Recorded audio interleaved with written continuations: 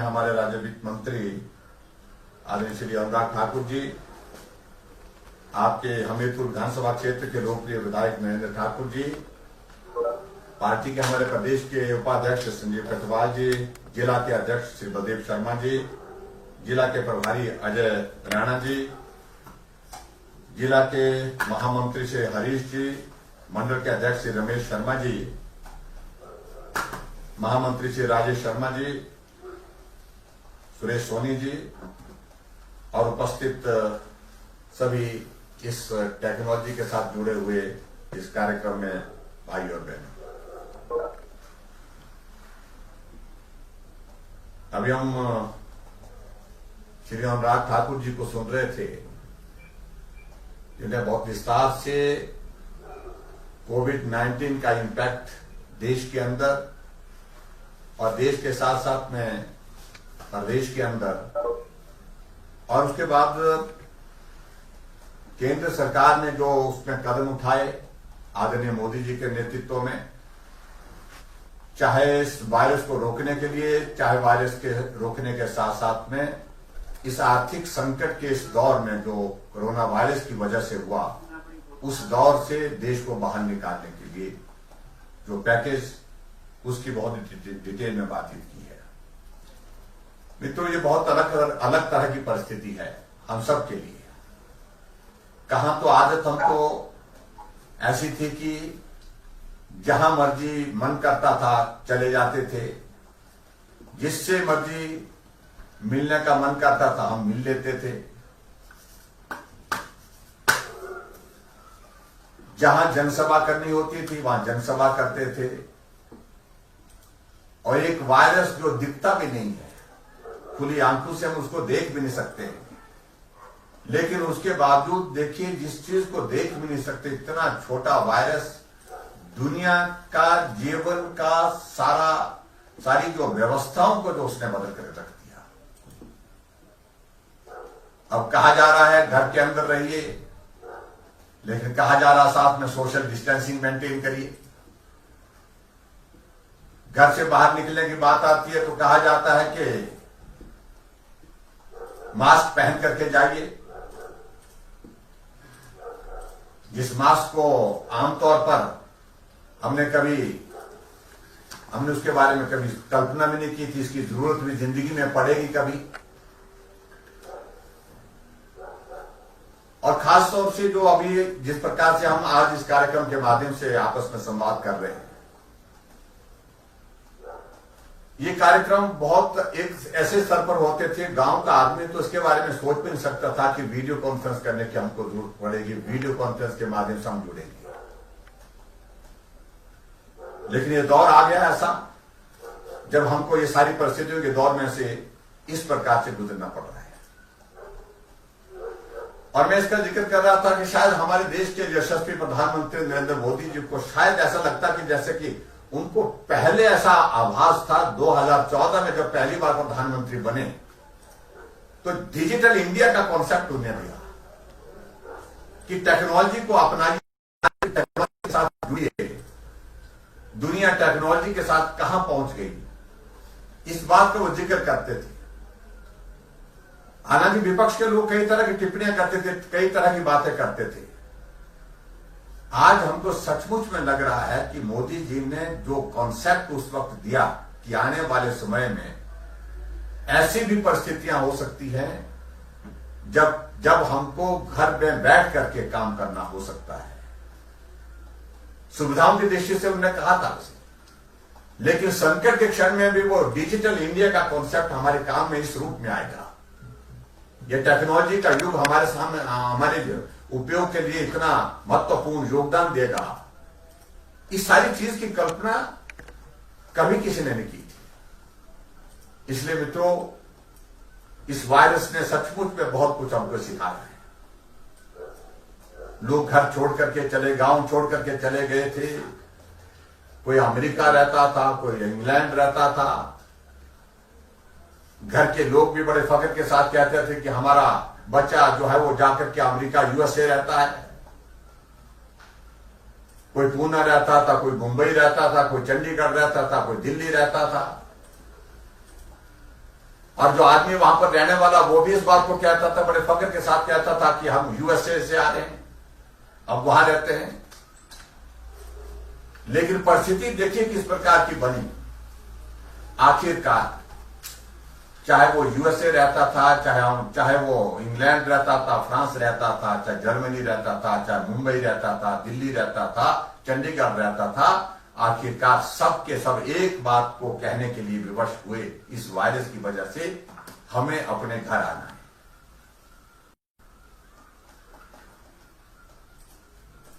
इस संकट के क्षण में देखिए, अगर इस वायरस का नेगेटिव पार्ट एक है, इसने सारी व्यवस्थाओं को अस्त व्यस्त किया, दुनिया की, विश्व की सारी आर्थिकी को, इकोनॉमी को बहुत बुरी तरह से ध्वस्त किया, बर्बाद किया। लेकिन दूसरी तरफ इस बात को भी देखिए, एक एस्पेक्ट यह भी है इसमें से कि जो परिवार राशन कार्ड में मिलता था देखने के लिए, वो परिवार वास्तव में घर में अपने पहुंचा, और घर पहुंचने के बाद उस परिवार में जो हमारी भारत की संस्कृति है, और उस संस्कृति के मुताबिक परिवार की उस कल्पना को पूर्ण करता है, जहां दादा भी होता है, दादी भी होती है, बेटा भी होता है, बहू भी होती है, पोता भी होता है, पोती भी होती है, वो परिस्थिति निर्मित हुई। इसलिए इस वायरस ने सिखाया भी बहुत कुछ है। इस संकट के दौर में इस बात को भी आप अनुभव करिए, महसूस करिए।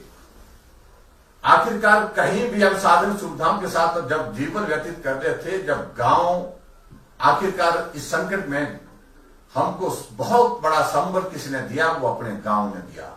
अपनी पुरानी चीजों ने, पुरानी व्यवस्थाओं ने, पुरानी संस्कृति के मुताबिक सारी वो जीवन शैली उसने दिया। घर में कोई बीमार होता तो कहा जाता था काढ़ा पियो। दवाई की परंपरा किसी जमाने में हुआ करती थी, बहुत कम हुआ करती थी। इस तरह का वायरल होता था, जुकाम होता था, सर्दी होती थी, तो कहा जाता था गर्म पानी का सेवन करिए, आप काढ़ा पीजिए, जड़ी बूटियों का काढ़ा पीजिए, उससे आदमी स्वस्थ होता था। आखिरकार व्यवस्था वहां पर पहुंची इस एक वायरस की वजह से। तो ये एक बहुत बड़ा परिवर्तन है जिसको हम कह सकते हैं। मित्रों, जहां तक पूरी दुनिया में जिस प्रकार से अनुराग ठाकुर जी बात कह रहे थे, सच्चाई है कि इस वायरस का इंपैक्ट जो 15 देशों में सबसे ज्यादा हुआ, जिसमें मेजर हमारी यूरोपियन कंट्रीज हैं, जिसकी आबादी का हिस्सा इन्होंने बताया कि लगभग 142 करोड़ है, और वहां पर मरने वालों की संख्या 4,25,000 हो गई। और दूसरी तरफ एक देखिए आप, भारत 135 करोड़ का देश, यहां पर मरने वालों की संख्या अभी 9,000 भी नहीं पहुंची है, 8,800 8,900 के लगभग पहुंची है।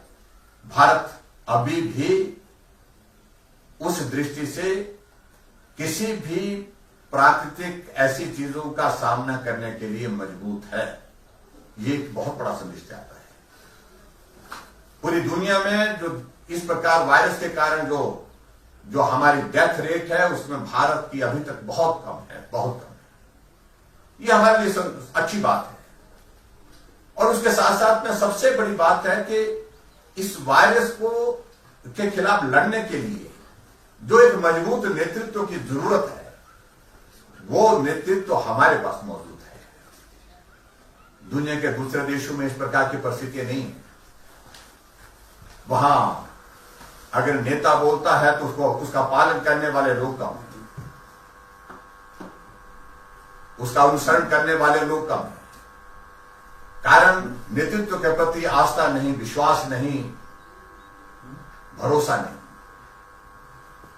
और यहां हमारे लिए सौभाग्य की बात है कि भारतवर्ष में हम एक चीज को देखिए, हमारे नेतृत्व के प्रति आस्था, विश्वास और उनके प्रति सहयोग की भावना पूरे राष्ट्र की किस प्रकार से है, जिसको आप देखिए।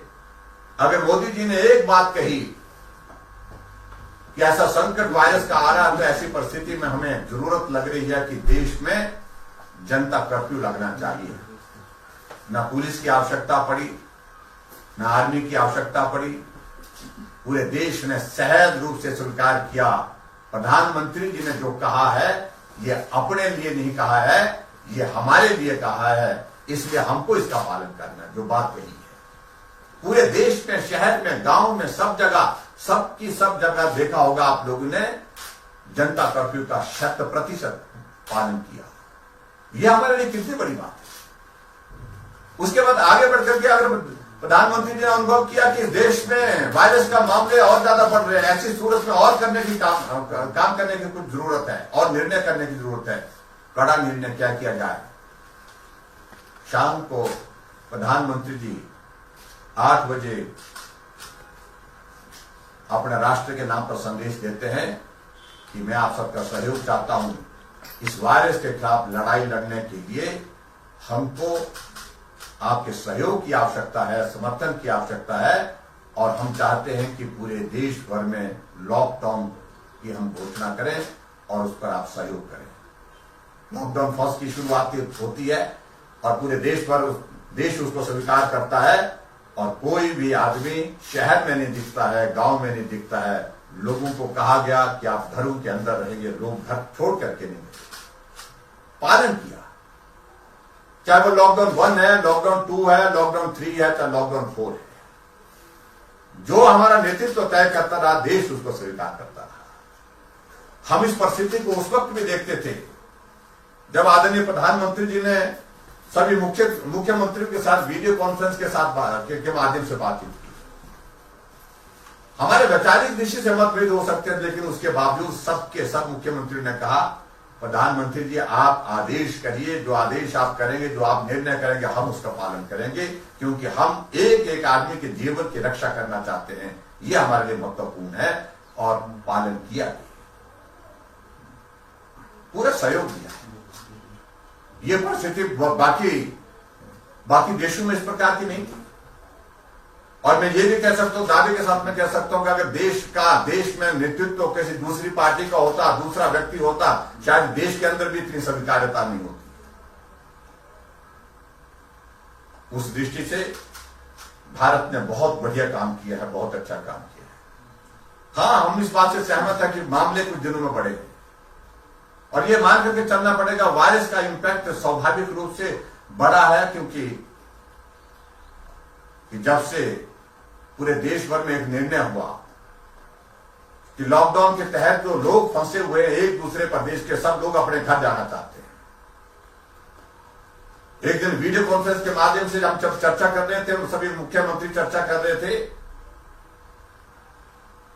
तो सभी मुख्यमंत्री ने माननीय प्रधानमंत्री जी के समक्ष निवेदन किया, और आदरणीय प्रधानमंत्री जी ने उसी वक्त स्वीकार किया।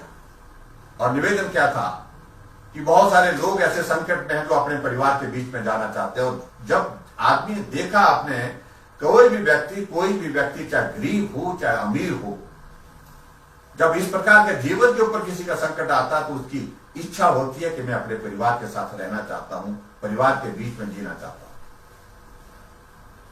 क्योंकि जब जिंदगी का कोई भरोसा नहीं होता तो आदमी घर जाता है, अपने परिवार के बीच में रहने के लिए जाता है। उस दृष्टि से बहुत महत्वपूर्ण निर्णय लिया। प्रधानमंत्री जी ने कहा कि इसमें हमको मदद करनी चाहिए। सभी मुख्यमंत्री को कहा कि सब लोग, जितने भी लोग इस लॉकडाउन में फंसे हुए हैं, उस लॉकडाउन में फंसे हुए लोगों को, जो संकट में अपने आप को महसूस कर रहे हैं, उनको अपने अपने घर पहुंचाने के लिए जो मदद जिस रूप में की जा सकती है उस तरह से करें।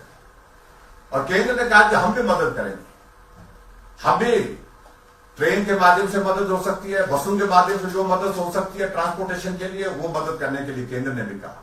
अंततः का निर्णय हुआ, सभी जगह से उन लोगों का आना जाना अपने घरों की तरफ हुआ।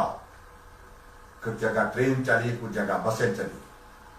और जब हमने हिमाचल प्रदेश में देखा तो हिमाचल प्रदेश में भी जब रजिस्ट्रेशन शुरू किया हमने कि हिमाचल प्रदेश के कितने लोग हैं जो दूसरे प्रदेशों में फंसे हुए जो आना चाहते हैं, तो भाई और बहनों जो रजिस्ट्रेशन की तो उसमें 2 लाख, लगभग 2 लाख लोग ऐसे फंसे हुए थे। कोई गोवा फंसा हुआ था, कोई पूना फंसा हुआ था, कोई नागपुर, कोई बेंगलोर था, कोई महाराष्ट्र में था, सब घर आना चाहते, कोई दिल्ली थी।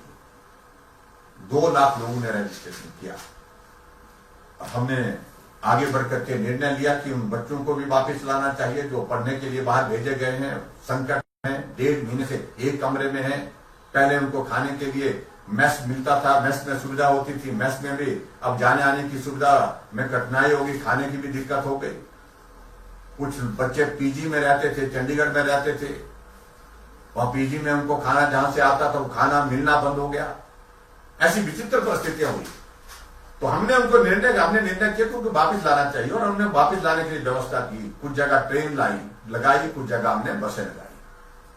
और अभी तक हम हिमाचल प्रदेश में जो ऐसे जगह हमारे हिमाचल के लोग फंसे हुए थे, उसमें से 1,95,000 से ज्यादा लोगों को वापस लेकर के आए। और हम इस बात से सहमत थे कि जब इन लोगों को वापस लाएंगे तो स्वाभाविक रूप से कुछ मामले बढ़ेंगे, और वो मामले बढ़ेंगे, क्योंकि मुंबई से लाने का मतलब था कि संक्रमण आएगा, उसको रोक नहीं पाएंगे। और उस संक्रमण आगे ना फैले इस बात के लिए चिंता करने की जरूरत थी, लेकिन उसके बावजूद वो संक्रमण पहुंच सकता है, परेशानी कर सकता है। लेकिन हमने कहा कि संक्रमण आता है, लेकिन उसके लिए हम इंतजाम यहां पर अपना बढ़िया करेंगे, बेहतर करेंगे। लोगों को ले आए और उनका टेस्ट करवाया, क्वारंटीन किया, उनको इंस्टीट्यूशन क्वारंटीन किया, और उसमें बहुत सारे मामले बढ़े। और आज मैं आपके बीच में इस बात को कह रहा हूं कि अब मामले बढ़ते बढ़ते एक वक्त जो है हिमाचल में एक मामला रह गया था कोरोना का, आज मामले बढ़कर के 510 के लगभग पहुंच गए। लेकिन मैं आप सबसे इस बात के लिए जरूर निवेदन करना चाहूंगा कि हमारे लिए चिंता का विषय नहीं है। मामले बढ़े हैं, लेकिन वो एक जगह है। हमने उनको गांव में जाने की अनुमति सीधे नहीं दी है। हमने कहा गांव जाएंगे, घर तभी जाएंगे जब आपका टेस्ट होगा, जब आप नेगेटिव पाए जाएंगे उस टेस्ट में, उसके बाद ही आप उस गांव में अपने घर तक जाने की परिस्थिति हो पाएगी। लोग उसको स्वीकार भी कर रहे हैं। हम इस बात से लोग आकर के जिनको हम क्वारंटीन कर रहे हैं, साधन सुविधा की कमी हो सकती है, वो परेशानी में है, लेकिन उसके बावजूद जीवन महत्वपूर्ण है। कुछ दिनों में असुविधा में रहना कोई बड़ी मुश्किल बात नहीं है, बहुत परेशानी नहीं है, लेकिन जीवन बचाना ये ज्यादा महत्वपूर्ण हमारे लिए है। इस बात के लिए हम लोगों से आग्रह किया कि आप हमको सहयोग करें, वो आप सहयोग कर रहे हैं। मित्रों, इस प्रकार से जो परिस्थितियां बनी हैं आज, जहां तक हिमाचल प्रदेश की अगर हम बात करें, मैं इस बात को दावे के साथ कह सकता हूं, हिमाचल ने अभी भी बेहतर काम किया है बाकियों की तुलना में। कुछ लोग बहुत प्रचार प्रसार करने की कोशिश कर रहे हैं, ये कमी रह गई, जिसने कमी कहनी है वो तो कमी ही गिनाता रहेगा। वो तो उस वक्त भी ये कह रहे थे जब हमने उन लोगों को जो बाहर फंसे हुए हिमाचल के लोग उनको वापस नहीं लाए थे हिमाचल, तब कहते कि आप ला ही रहे हैं। जब लेकर के आ रहे हैं तो कहने लगे कि लाना बंद करो। उस सूरत में भी विरोध करते थे, उस सूरत में भी विरोध करते हैं, क्योंकि उन्हें सिर्फ राजनीति करनी है और हमने लोगों का जीवन बचाना था। हमने अपने हिमाचल के निवासियों के जीवन की रक्षा के लिए जो भी किया जा सकता था वो करना था। हमने इसलिए उचित किया जो भी किया है।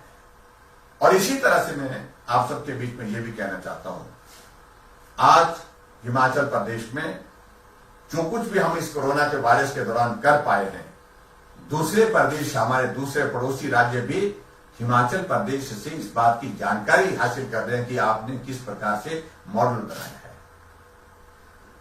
और जो कांग्रेस के मित्र शोर डालने की कोशिश कर रहे हैं, उनसे जरा पूछिए कि पड़ोस का राज्य और पंजाब हमारे साथ में है। पंजाब के मुख्यमंत्री से हम लोगों का संवाद होता है, हम लोगों की बात होती है। पंजाब के अधिकारियों के साथ हमारे हिमाचल के अधिकारियों की बात होती है। वो हमसे पूछते हैं कि आपने बेहतर किया है, हमको भी बताओ, हम भी करना चाहते हैं। हमारा पड़ोसी राज्य उत्तराखंड हमसे पूछता है, हरियाणा हमसे पूछता है, हमसे इस बात को लेकर के जानकारी लेने की कोशिश करते हैं। लेकिन विपक्ष हमारे हिमाचल प्रदेश पे हम पर प्रश्न खड़ा करने की कोशिश कर रहे हैं। हमने कहा कि भाई, हम पहली बार मुख्यमंत्री बने, लेकिन एक बात, इस बात को मैं बड़ा साफ कहना चाहता हूं, इस वायरस से लड़ने का अनुभव आज से पहले जितने भी मुख्यमंत्री रहे हैं किसी के पास भी नहीं था। हम भी इस काम के लिए नए थे।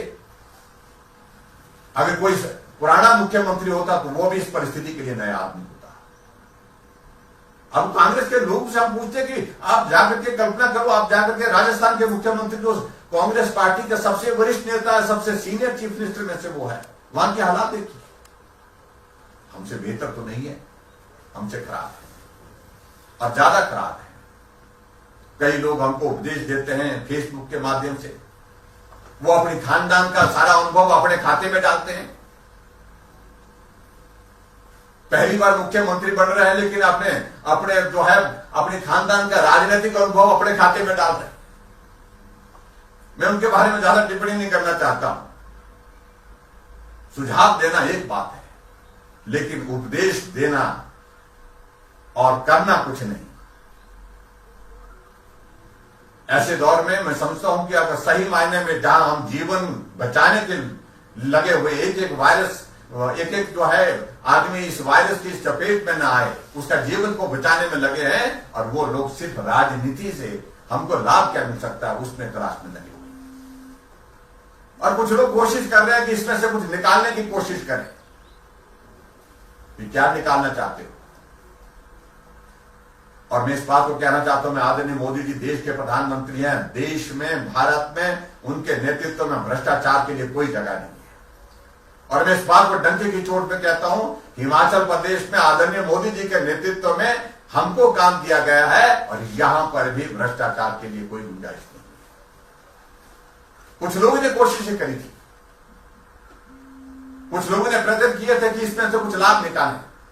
हमने कार्रवाई की है, और कार्रवाई वही कर सकते हैं जो हिम्मत करते हैं, जो स्वयं अपने आप जो है ठीक हैं, वही कार्रवाई करते हैं।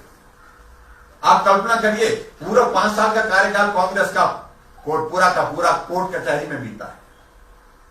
सीबीआई की पेशी, ईडी की पेशी इसी दौर में समाप्त हो गया। उसका मैं जिक्र नहीं करना चाहता, लेकिन इसे चाहिए, यह हकीकत है जिसको समझना और समझाना पड़ रहा है आज के इस दौर में, नहीं तो हम अभी तक नहीं बोल रहे थे। आतंक भ्रष्टाचार में डूबी हुई कांग्रेस हमसे इस बात का प्रश्न पूछने की कोशिश कर रही है, और जिस बात के लिए मोदी जी के नेतृत्व में कतई भी कहीं भी गुंजाइश नहीं है। अगर कोई करने की कोशिश करेगा और वो भुगतेगा।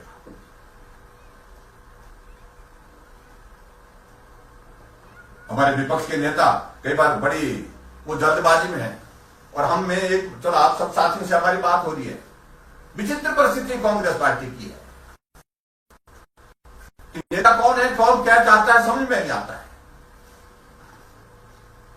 पूर्व मुख्यमंत्री का पत्र अलग से आता है, बेटे का पत्र अलग से आता है, विपक्ष के नेता का पत्र अलग से आता है, प्रधान के इनके जो पत्र अलग से आता है। करने क्या चाहते हैं? सिर्फ श्रेय लेने की, इसमें भी श्रेय लेने। हमने ये कहा था, हमने इस प्रकार से कार्रवाई करने के लिए कहा था, इस प्रकार का जो है संदेश देने की कोशिशें हुई। मैं उस बारे में ज्यादा नहीं कहना चाहता हूं, सारी बातों को लेकर की इसलिए जरूरत नहीं है। आप कल्पना करो, हमने पूरे देश भर से 2 लाख लोगों को जाकर के, पूरे देश के गोवा से हम 3500 लोगों को लेकर के हिमाचल में पहुंचे। बेंगलोर से ट्रेन में लोगों को लाए, मुंबई से लाए, थाने से लाए, अहमदाबाद से लाए, पूना से लाए, चेन्नई से लाए। और हमने हिमाचल प्रदेश में अभी तक लगभग 14-15 करोड़ के लगभग खर्च किया। कांग्रेस पार्टी ने ढीला नहीं किया, कुछ नहीं किया, और बिल यहां से केंद्र को भेज दिया अपनी पार्टी के नेतृत्व को, कांग्रेस पार्टी हाईकमान को, कि हमने हिमाचल प्रदेश में सैनिटाइजर बांटे, हमने ये बांटा है, हमने वो बांटा है, और इसलिए हमको जो है 12 करोड़ रुपए जो है, जो हमने खर्च किया है, उसको हमको कांग्रेस पार्टी को हिमाचल प्रदेश में शिमला के खाते में डाला जाए। अपनी पार्टी को नहीं छोड़। आप कल्पना करो, अगर कहीं इनके हाथ में देश की बागडोर होती, प्रदेश की बागडोर होती, तो आपको तारों में भयंकर परिस्थिति होती, लूट करके खा जाती। यह परिस्थिति थी। इसलिए मैं उनके बारे में ज्यादा नहीं कहना चाहता। उदाहरण आपके सामने मित्रों, जहां तक इस वायरस के खिलाफ लड़ाई लड़ने में आप सबका बहुत बड़ा सहयोग मिला है, उसके लिए मैं बहुत आभारी हूं आप सबका। पार्टी ने तय किया, आप लोगों को कहा कि भाई मास्क बांटिए। आपने 37,000 से ज्यादा मास्क जो है बना करके तैयार किए, उनको बांटा, लोगों तक पहुंचाया। पार्टी ने आपको कहा कि सीएम कोविड फंड, हमने भी कहा सरकार को भी सीएम कोविड फंड के लिए आप मदद करिए, सहयोग करिए। आप लोगों ने 13,75,000 रुपए राशि उसमें जमा की। पार्टी ने यह कहा आपको कि भाई पीएम केयर में हमको पैसा जमा करना है, आपने उसमें भी योगदान दिया, 7,31,000 आपने उसमें भी पैसा जमा किया। पार्टी ने यह कहा कि आरोग्य सेतु को आप डाउनलोड करिए, तो आपने 25,780 आरोग्य सेतु की ऐप जो है वो डाउनलोड की। पार्टी ने आपको कहा कि पूरा, हमने सरकार की ओर से भी बोला, पार्टी की ओर से भी बोला कि कोई भी आदमी इस देवभूमि हिमाचल प्रदेश में भूखा नहीं रहना चाहिए। तो आपने वहां पर अपने जो है 17,000 से ज्यादा लोगों को खाना खिलाया और 16,500 से ज्यादा सैनिटाइजर आपने बांटे। जो भी बेस्ट पॉसिबल जो किया जा सकता था, जो भी ज्यादा से ज्यादा संभव था वो किया जा सकता था, वो आप लोगों ने किया। उसके लिए मैं आप सबको बहुत धन्यवाद करता हूं। पार्टी ने आपको कहा कि भाई मंडल की बैठक करो, आपने टेक्नोलॉजी के माध्यम से मंडल की बैठक की, वीडियो कॉन्फ्रेंस से की। पार्टी ने आपको कहा कि आप जो है वो त्रिदेव की बैठकें करो, त्रिदेव की बैठकें की। पार्टी ने कहा नीचे जाकर के आप जो है पन्ना प्रमुख तक पहुंचिए, पन्ना प्रमुख के साथ आप लोगों ने संवाद स्थापित किया। और इस बात की हमको प्रसन्नता है कि हमारे देश के हमारे प्रधान आज के अध्यक्ष जो पार्टी के हैं वो हिमाचल प्रदेश से हैं, बिलासपुर से हैं, जगत प्रकाश नड्डा जी। उन्होंने कहा अगर कोरोना का ये दौर चलता रहा तो इसका अभिप्राय ये नहीं है कि हम घर बैठे ही रहें और काम करना बंद करें। ये संभव नहीं है, घर बैठ करके पार्टी चलानी है। आप सब लोगों ने, हम सब लोगों ने मिलकर के उसमें काम किया, बहुत बड़ा उसमें योगदान दिया। और मुझे इस बात की प्रसन्नता है पूरे देश में सबसे ज्यादा अगर बेहतर काम अगर किसी संगठन ने, किसी प्रदेश के संगठन ने किया तो हिमाचल प्रदेश के ने किया। और ये भी मैं कहना चाहता हूं पूरे देश भर में कोरोना के मामले में किसी सरकार ने भी अच्छा काम करने की कोशिश की, उसमें हिमाचल प्रदेश भी आती है। हिमाचल प्रदेश पहले नंबर पर आता है। आदरणीय प्रधानमंत्री जी ने भरी सभा में वीडियो कॉन्फ्रेंस के माध्यम से सभी मुख्यमंत्री के बीच में संदेश को दिया, हिमाचल ने बेहतर किया। और उसके बाद जो एक एजेंसी के माध्यम से सर्वेक्षण होता है, उस एजेंसी के माध्यम से भी पूरे देश भर में जो अच्छे राज्य जिन्होंने अच्छा काम किया है, बेहतर काम किया, उसने हिमाचल प्रदेश आता है। इसलिए आप सबसे मेरा यही है कि हमने अच्छा काम करने की कोशिश की है। सिर उठा करके चलिए, सिर झुका करके नहीं, छाती तान करके चलिए, किसी बात की चिंता नहीं, क्योंकि गलत यहां पर हुआ ही नहीं है, गलत की होने की यहां पर इजाजत भी नहीं है। आप सबका बहुत सहयोग मिला है। हमारे इस संकट के दौर में आदरणीय प्रधानमंत्री जी ने घोषणा की कि आर्थिक पैकेज की आवश्यकता पूरे देश के नागरिकों को है, हम मदद करें, सहयोग करें। उस दृष्टि से बहुत महत्वपूर्ण निर्णय लिया। 20 लाख करोड़ रुपए का पैकेज पूरे भारतवासियों को दिया गया, जिसकी डिटेल हमारे अनुराग ठाकुर जी ने और वित्त मंत्री निर्मला सीतारमण जी ने 5 दिन लगातार जो है वो टेलीविजन में डिटेल बुलेटिन की एक एक चीज को एक्सप्लेन करते हुए दिया।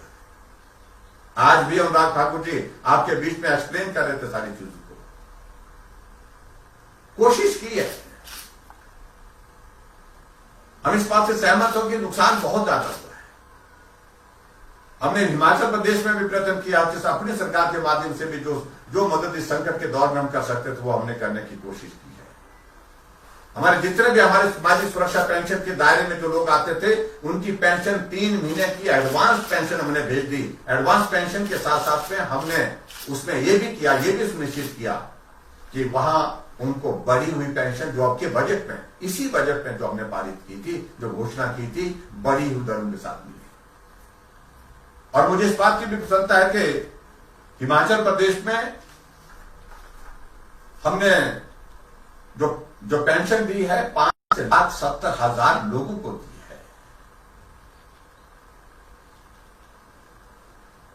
प्रधानमंत्री किसान सम्मान निधि के अंतर्गत 8,74,000 किसानों को 2-2 हजार रुपए उनके खाते में पहुंचाने के लिए व्यवस्था की। आदरणीय प्रधानमंत्री जी ने बहुत बड़ा सहयोग किया। प्रधानमंत्री गरीब कल्याण योजना के अंतर्गत 1,11,883 लोगों को जो महिलाएं जो है हमारी जो है उनको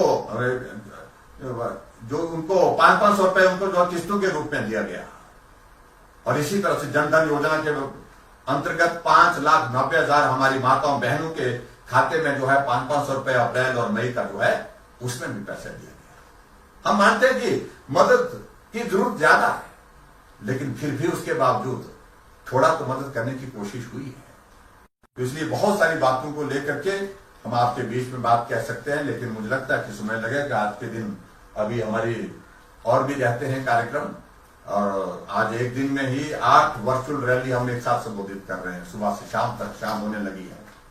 मित्रों, मैं आप सबके बीच में यही कहना चाहता हूं कि जहां तक हमीरपुर की बात है, आपके विधानसभा क्षेत्र की बात है, बहुत सारे विकास कार्य वहां पर चले हुए हैं।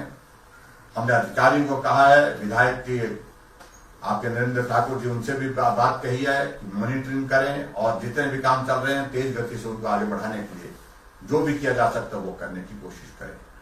सरकार की ओर से जहां उसमें मदद करने की आवश्यकता होगी, जहां भी होगी, जितनी भी होगी, वो करने की कोशिश करेंगे।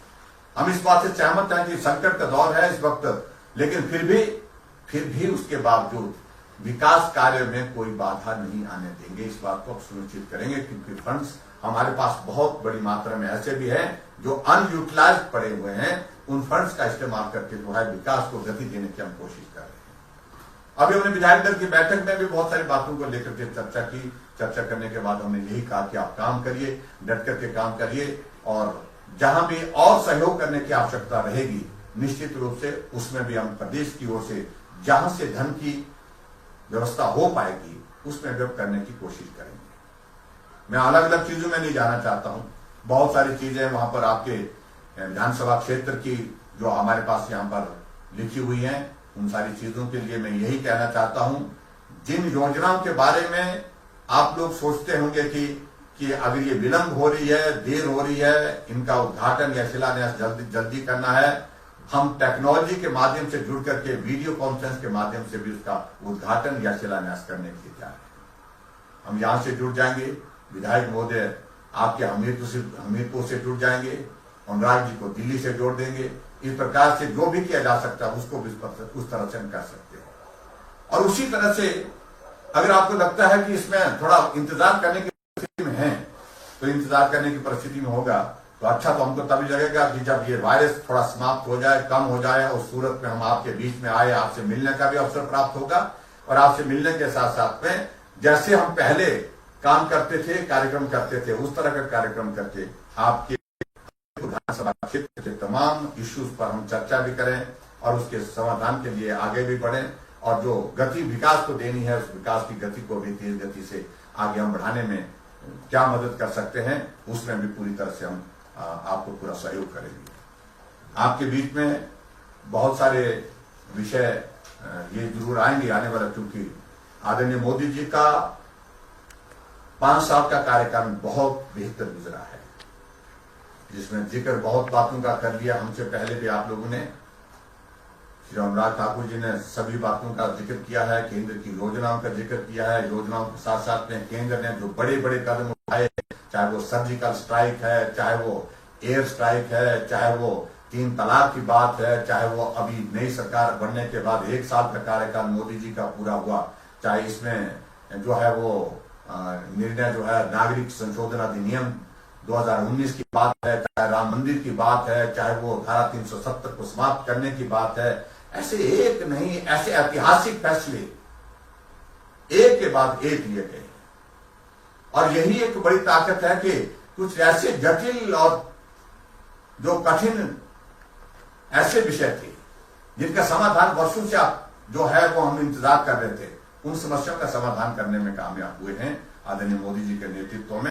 और मैं उम्मीद करता हूं कि आने वाले समय में आप कल्पना करिए, छोटी सी बात करते हैं, जब कोरोना का वायरस भारत में पहुंचा तो हमारे यहां पर मास्क नहीं बनता था। N95 मास्क की प्रोडक्शन भारतवर्ष में नहीं थी, पीपी किट हमारे यहां नहीं बनता था, वेंटिलेटर हमारे यहां नहीं बनता था, सब कुछ चाइना से लाया जाता था। चाइना में पहले वायरस के कारण लॉकडाउन हुआ था, जब हम यहां से बोलने लगे कि हमको किट भेजिए, N95 किट भेजिए, हमको मास्क भेजिए, पीपी किट भेजिए, वेंटिलेटर भेजिए, वो परिस्थिति नहीं आ पा रही थी। लेकिन आज देखिए 2.5 महीने के इस छोटे से कार्यकाल में पूरे देश भर में लगभग 300 के लगभग यूनिट जो है पीपी किट की मैन्युफैक्चरिंग कर रही है। भारत की आवश्यकता जितनी है उस आवश्यकता को तो पूरा करने की परिस्थिति में अपने देश में आत्मनिर्भर भारत की दृष्टि से हम हो गए, जिसका जिक्र प्रधानमंत्री जी ने किया है। और उसके साथ साथ में और देशों को भी ऐसी परिस्थिति में हम वो देने की परिस्थिति में आ रहे हैं। पूरे देश के लिए आवश्यकता थी। आदरणीय प्रधानमंत्री जी ने, आदरणीय गृह मंत्री जी ने आग्रह किया कि हमारे हिमाचल प्रदेश का जो बद्दी का जो हमारा फार्मा हब है, वहां पर 5-7 जो फैक्ट्रीज हैं, जो फार्मा यूनिट्स हैं, जो हाइड्रोक्सी क्लोरोक्विन बनाती हैं, जो इस बीमारी के लिए, इस वायरस के लिए बहुत आवश्यक है। देश के अंदर भी और देश के बाहर भी उसकी मांग है। और आज हमारे लिए गर्व की बात है कि हिमाचल प्रदेश से वो दवाइयां हाइड्रोक्सी क्लोरोक्विन जो है बन करके देश के अंदर भी और देश के बाहर भी जा रही है। और हमने अभी कहा है कि जो बल्क ड्रग फार्मा का जो हमको एक निवेदन करने का एक विषय आया था, हमने केंद्र के समक्ष अपनी बात रखी है। और हम कोशिश कर रहे हैं कि जितनी जमीन उसके लिए आवश्यक है वो जमीन हम उसमें उपलब्ध करवाएं। और उम्मीद करता हूं आने वाले समय में अगर उस दृष्टि से पूरे देश भर में अगर 3 वो बड़े जो है फार्मा के जो हमारे बल्क ड्रग के जो पार्क बनने वाले हैं, उसमें हम हिमाचल प्रदेश में हम उसमें ले सके, ऐसा हम कोशिश कर रहे हैं। और उसमें हम चाहेंगे कि भी अनुराग ठाकुर जी हम केंद्र में हमारे लिए उसमें सहयोग करें। आदरणीय नड्डा जी केंद्र में है, सबके सहयोग से उसमें हम अगर सफल हो जाते हैं तो मुझे लगता है कि हिमाचल प्रदेश के लिए विकास की दृष्टि से, क्योंकि उसमें लगभग 1000 करोड़ रुपए का इन्वेस्टमेंट आने की संभावना हो सकती है, एक बहुत बड़ा एक माध्यम हो सकता है। तो इसलिए इस वायरस के साथ हमको जीने की आदत डालनी भी पड़ेगी। और बहुत लंबे समय तक हम लॉकडाउन में बैठ करके नहीं रह सकते हैं, क्योंकि देश की आर्थिकी को बहुत बड़ा नुकसान हुआ है। हिमाचल टूरिस्ट डेस्टिनेशन है। बहुत लोग आज भी हमको पूछते हैं कि हम हिमाचल आना चाहते हैं, हम हिमाचल में कुछ दिन रुकना चाहते हैं, लेकिन हमने उनको कहा कि अभी हिमाचल प्रदेश में हमने टूरिस्ट के लिए आना जाना नहीं खोला है। जब देश में हालात सुधर जाएंगे, वायरस का इंपैक्ट कम होगा, तो निश्चित रूप से मैं मानता हूं कि Himachal Pradesh favourite destination, tourist destination बनेंगे, क्योंकि यहाँ कोरोना वायरस का इंपैक्ट सबसे कम रहा है। और उसी के साथ साथ में अभी जो एग्जिट प्लान के अंतर्गत हम पहुंच गए हैं एक परिस्थिति में जहां जो है अनलॉक फेज 1 में हम एंटर कर गए हैं। हमने पब्लिक ट्रांसपोर्ट खोल दी है और उसके कारण लोगों का आना जाना सरल हो गया है। हालांकि ऑक्यूपेंसी अभी तक भी कम है, 15-20% के लगभग चल रही है, लेकिन फिर भी जिंदगी चलती हुई दिख रही है। ये हमारे लिए बहुत आवश्यक था। और उसके साथ दुकानें हमने खोल दी, ढाबे खोल दिए, चाय की दुकान खोल दी, छोटी जितने रेडी फड़ी वाले उनको भी इजाजत दे दी, क्योंकि उनका सारा जो है परिवार का सारा जो बोझ जो उठाते हैं वो उस पर आधारित है, खर्चा उससे निकलता है, परिवार का पालन पोषण उससे होता है। इसलिए बहुत सारी चीजों को लेकर के हमने निर्णय इस प्रकार से लिए हैं। और आने वाले समय में अभी तक जो निर्णय अभी तक हमको लेने में बाकी है, एक तो हमने टूरिस्ट को अभी तक अलाउ नहीं किया है, वो परिस्थिति अभी तक नहीं लगती है। दूसरे, हमने अभी तक धार्मिक संस्थानों को खोलने का भी निर्णय नहीं लिया है मंदिर में, क्योंकि अभी तक हमको वो हालात नहीं दिख रहे हैं, क्योंकि मामले अभी भी 15-20 तक प्रतिदिन आ रहे हैं। और लेकिन मामले वही आ रहे हैं, बाहर से आ रहे हैं, अंदर का कोई नहीं। तो इसी प्रकार से मैं आप सबके बीच में यही कहना चाहता हूं, आने वाले समय में अगर हालात सुधरेंगे और हमारे मिनिस्ट्री ऑफ होम अफेयर्स की ओर से जो अभी तक यही कहा गया कि अभी स्कूल कॉलेज अभी तक नहीं चलेंगे, तो उसके लिए भी थोड़ा सा हमको इंतजार करना पड़ेगा। तो जब हालात सुधरेंगे तो उस दिशा में भी हम कदम उठा करके आगे बढ़ेंगे। आप सबका बहुत बड़ा सहयोग मिला है, आप सब लोगों ने बहुत मेहनत की है, आप सबके आशीर्वाद से हिमाचल प्रदेश में सरकार बनी, आप सब लोगों के सहयोग से हिमाचल प्रदेश में 4 लोकसभा की सीटें जीती, रिकॉर्ड वोटों से जीती। 68 की 68 विधानसभा क्षेत्र में हमने जीत हासिल की है। यह हमीरपुर की सीट आपकी भाजपा के लिए 2017 में सरकार बनाने के काम आई। हम चाहते हैं कि 2022 में भी हमीरपुर सरकार बनाने में योगदान दे। आप फिर से वहां से आज से ही शुरुआत करें, आज से ही मेहनत करें, कि सीट भाजपा की है, भाजपा के साथ रहनी चाहिए। भाजपा के लिए ये सीट 22 में भी आवश्यक है। उसके लिए आप आज से ही, क्योंकि आधा वक्त जो है वो हमारी सरकार के कार्यकाल का पूरा हो चुका है, अब हमारे पास जो आगे का वक्त जो बचता है वो तैयारी शुरू करने का वक्त है। तो उस दृष्टि से आप आज से ही तैयारी करें, यही मैं आपसे निवेदन करता हूं। आप अपना सब लोग ख्याल रखें, क्योंकि हमीरपुर में मामले काफी ज्यादा आए हैं। हमने उम्मीद नहीं की थी ज्यादा मामले मुंबई से, जो हिमाचल प्रदेश के जो हमारे लोग जो खासतौर से हमीरपुर की बड़ी संख्या में मुंबई में, दिल्ली में और दूसरे प्रदेशों में जो रहते थे, वो बहुत संकट के दौर में थे। उनको हम वहां से लेकर के आए वापिस अपने घर पहुंचाने के लिए, लेकिन उनके आते आते मामले भी बहुत बड़े हैं। ऐसी सूरत में आपको चिंता की आवश्यकता नहीं है, वो बहुत जल्दी से सुधार उस पर भी हो रहा है। लेकिन फिर भी मेरा आप सबसे यही निवेदन है कि फिर भी सावधानी बरतने की आवश्यकता है और एहतियात बरतने की जो जरूरत है उस पर आप जरूर ख्याल रखें, अपना भी ख्याल रखें, अपने परिवार का भी, अपने सब साथियों का भी। और मुझे इस बात की खुशी है कि आज की इस कार्यक्रम में हमारे साथ में अनुराग ठाकुर जी भी जुड़े, आपके लोकप्रिय विधायक नरेंद्र ठाकुर जी भी जुड़े। सब लोगों के साथ आज मुलाकात हो गई, बात हो गई, और आने वाले समय में जैसे वायरस समाप्त होता है हमीरपुर आकर के आपसे मुलाकात करेंगे। बहुत बहुत धन्यवाद। नमस्कार, जय हिंद।